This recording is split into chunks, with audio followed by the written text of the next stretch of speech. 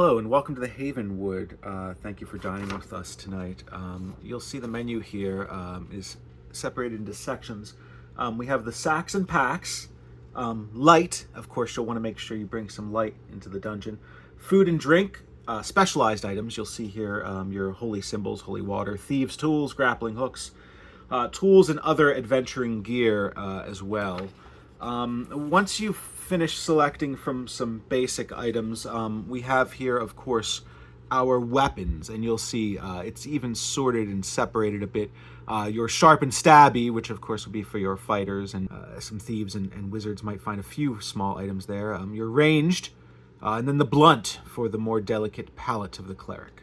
And of course, at the bottom here, you'll probably be spending a majority of your funds right down here on your armor. So that was the basic spiel I gave my players the other night when I got to run my first in-person old-school D&D one-shot adventure. It was really awesome.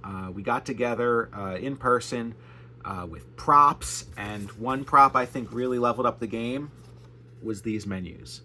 So what I did with these was I explicitly set them up to be broken up into sections to make sense and also kind of signpost or signal to the players what's important here.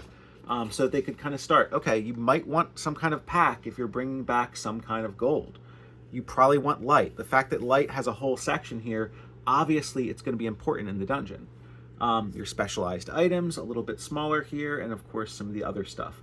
Also at the bottom here, I tried to have some ideas here. For instance, the hammer, maybe to tap spikes. Crowbar, maybe to pry open a chest, to wedge a door with your, with your iron spikes. So I wanted to try to not only give the vibe, but give a bit of an idea of what these different things did. You'll see under the weapons, I actually tried to kind of explain a little bit. So short or long bow, 25 or 40. Same damage, range is different.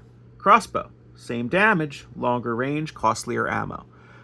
I went back and forth a little bit on whether or not I even wanted to include the damages in here, but the fact is, if you're selecting an item here, you really need to know what kind of damage it's going to do. And I tried to use some old school fonts or stuff that at least kind of got the vibe and got the guys into the flow of like, oh wow, okay, this is like some kind of like weird world we're in, or the vibe of the old school play and format just by the sheer paper, which I just picked up at Office Max. So anyway, I wanted to just make a quick video. I just want to make a quick video to show off this, and I'll try to put a link at the bottom. It's really easy to do. You could make a menu for anything. This is just one for old school D&D stuff. You could make one for a shop if that's your vibe.